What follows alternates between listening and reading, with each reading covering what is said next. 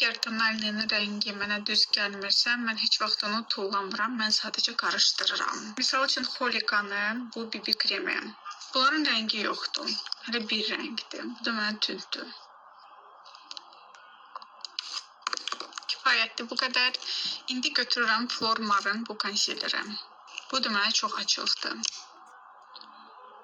Belə nöqtələr qoyuram. Əslində çox sevinirəm. Sabah mənim papiçkam gələcək və onu qarşılamağa gedəcək. Bugündən papa mənə yazır ki, sənə nə alım, nə gətirim, çimadanımı yığıram. Mən də nə desəm yaxşıdır, deyirəm heç nəyə ehtiyac yoxdur, bir dənə özün gəl, qəşəng qalbasaları gətir, sevdiyim sipariş olsun. Bu hissələri mən mikrofonsuz çəkmişəm və telefonu pəncərəyə yaxın qoymuşam. Görürsünüz nə dərəcədə səs bərbad gəlir, hətta mənim belə əsəbimə toxunur. Ona görə mikrofon həqiqətən çox önəmlidir. Necə alındı? Məncə ideal. Makyajım tam deyil deyə Allah belə wow görünmür, amma tonallə məsələsi bu ikisi məncə həlləyib. Gözlədim ki, hamı çəksin. Hamı çəkəndən sonra mən çəkirəm. Həmin o məşhur olan dondurmam. Üstü deyəsən şokoladdır. İndi isə dadına baxaq.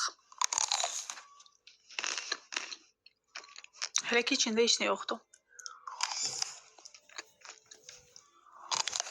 Belə baxıram, bunun içində belə yumru şeylər olmalıdır axı. Nəsə mən onları görmürəm.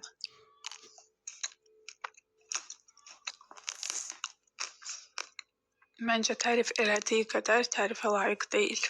Başqa marojnalar var, bundan qat-qat daddım. Bundan əvvəl Road çox dəbdə idi. Hər kəs bunları alırdı. Amma dövr dəyişir, təzə iqruşkalar çıxır. Mən olum və onu almayım, mümkündür belə bir şey? Təbii ki, yox. Mixit'in Blesk Brilok. Çantadan asa bilərsiniz, açardan asa bilərsiniz. Məncə çox maraqlı görünür. Şəffaf olduğuna görə biraz tünd rəng götürmüşəm. Çox gözəl teksturası var. Əldə etdiyim səhifəni aşağıda qoydum. Sizcə yaraşdı mənə və yaxud yox? Son paylaşdığım videonu çəkərkən vallahi deyirəm özüm kövrəldim, bilmirəm niyə və belə nostalji videoları çəkməyə davam eləmək istəyirəm. İndi yaxşı yığsa, siz bəyənsəz, amma nədənsə əminəm ki, yaxşı yığacaq.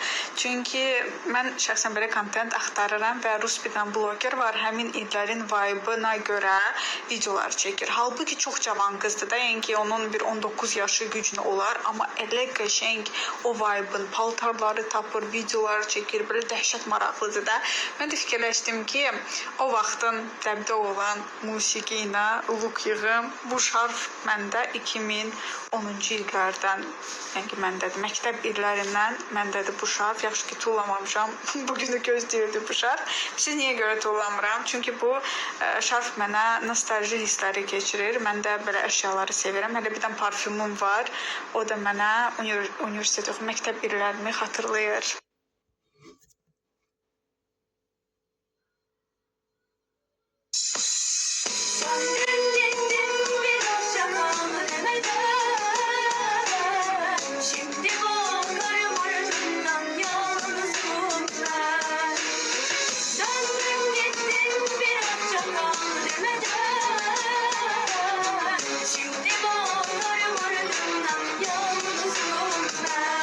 Çox gözəl hava var.